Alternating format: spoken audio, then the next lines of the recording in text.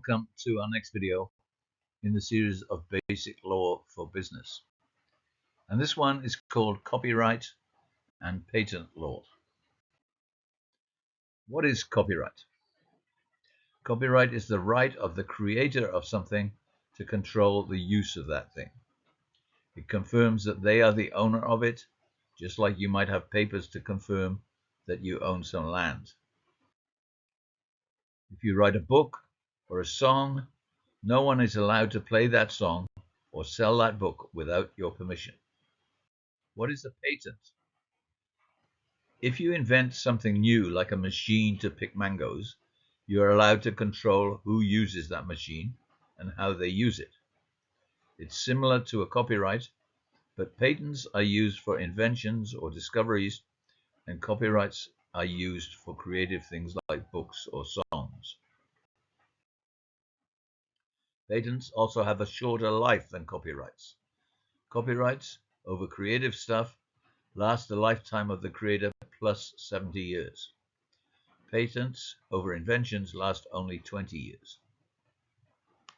The differences are probably for economic reasons. The government wants widespread use of new inventions to help grow the economy. New books and songs don't have much economic effect. Keeping them longer doesn't hurt the economy. This logic breaks down with computer code, which is copyrighted, but can also help the economy. Both rights can include saying that other people are not allowed to use it at all. For many years, Coca-Cola kept secret the recipe to create the taste of Coca-Cola, so that they were the only ones who could sell it. Other businesses like Pepsi and Big Cola made drinks that tasted similar, but they didn't know the recipe, so they couldn't make it exactly the same taste. Some singers have used copyright to stop Donald Trump from playing their songs at his meetings because they don't support him. When it first became possible to download music, some singers tried to stop people doing it or tried to make them pay to do it. Eventually, they gave up because the technology became too easy to use and too hard to stop. But they still charge radio stations to play their music. If you upload a video to a YouTube channel, YouTube will check that nothing in your video is copyrighted. For example, if you want to include a clip from a movie or someone else's YouTube channel, they will check that you have permission to do that. Other people don't try to stop other users. They try to make money by charging other users to use what they created. If you make a new machine to pick mangoes, the business that makes the machine will have to pay you an agreed fee for every one it sells. This is called a royalty. Copyright can also apply to computer software. If you have to pay to download something, the reason they can charge you is because they have the copyright, so they control who it is sold to.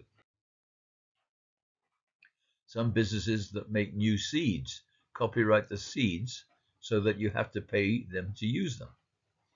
Let's say you are a farmer growing corn in a dry place. They have created seeds that grow well in dry places. It might be a good idea for you to pay for their seeds because you will get more corn from their plants. So now we're going to look at some of the things for and against copyrights and patents. There is no doubt that copyrights and patents are good for the people who create or invent things. They can make money from them. But are they good things for the community or the country or the world? An example of how patents can hurt people would be COVID vaccines. The companies that developed them, like AstraZeneca and Pfizer, patented them and made money every time their vaccine was sold.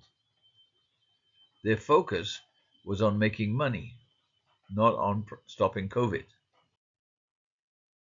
Even though most governments vaccinated people for free, they had to buy the vaccine to do that. Because the price was high, some countries couldn't afford enough to vaccinate everybody. Because many poor African countries couldn't afford to vaccinate their citizens, a lot of people were not vaccinated. In those countries, COVID was out of control. The effects were, firstly, a lot more people died, and secondly, a new version of COVID developed and spread to the rich countries. Apart from more Africans dying, which was bad enough, in many ways this was incredibly stupid by the rich countries. More of their citizens died too, because the conditions in Africa helped the new version to develop and spread. Some people say that you have to let the businesses make good profits in that situation. If they don't, they'll stop doing it. Let's say that Pfizer develops a vaccine, but the government in their country allows them only a small profit from it. Then a new kind of COVID comes, and the government asks them to make a new vaccine. Maybe Pfizer would say, sorry, we're in business to make money, and you didn't let us do that last time, so we're not interested.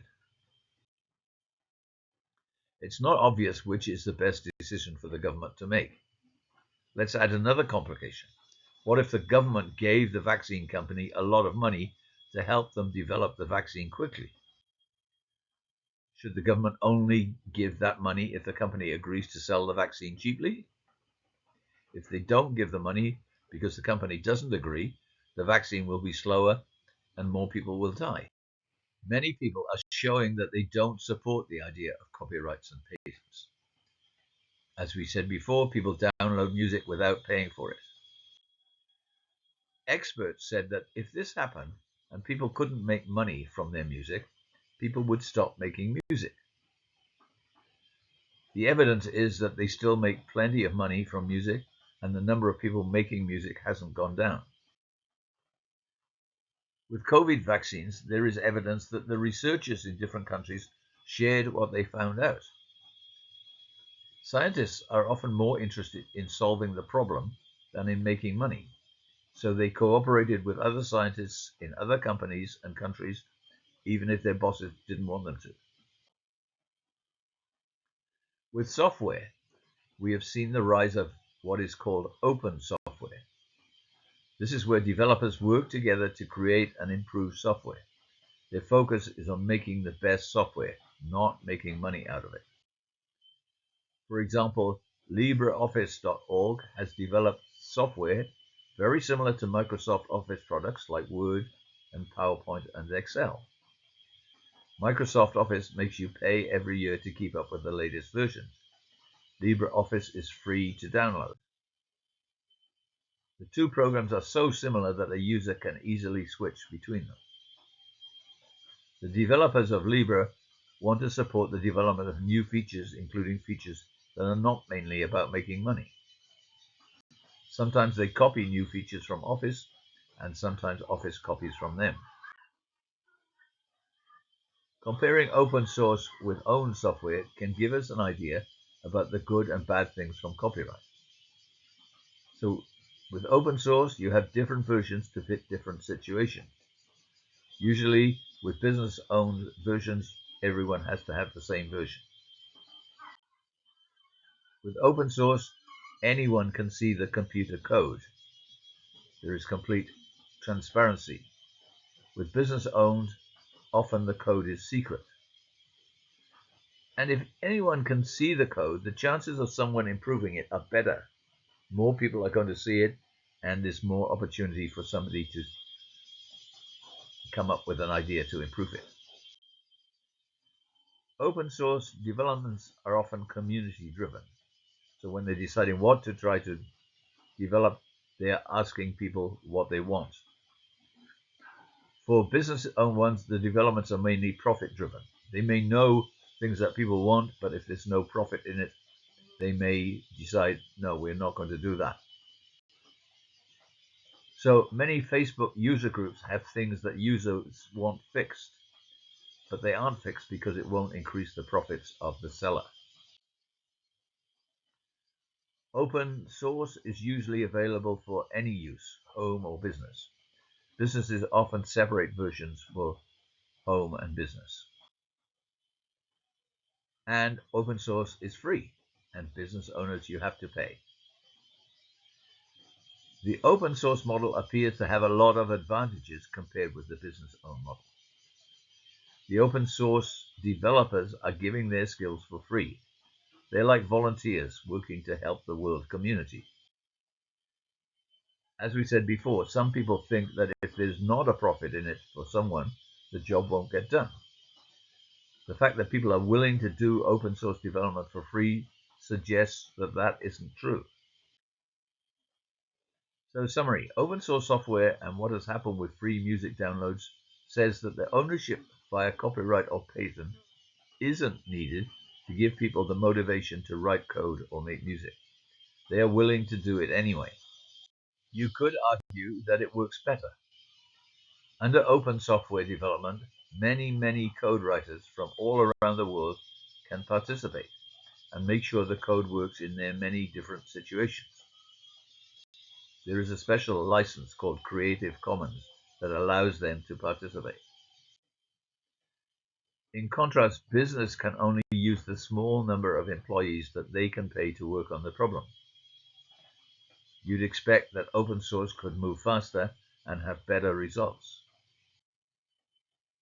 It works in those areas because home computers and musical instruments are fairly cheap and many people have one. But you couldn't solve the COVID problem that way because you need expensive laboratories to do the research, and people can't afford them. So it looks like both the copyright system and the Creative Commons license, which is copyright free, they will continue to develop in parallel for some time to come. But the outlook is that copyright will lose ground as technology makes sharing things easier, as happened with the music. And this is the end, my friend. See you next time.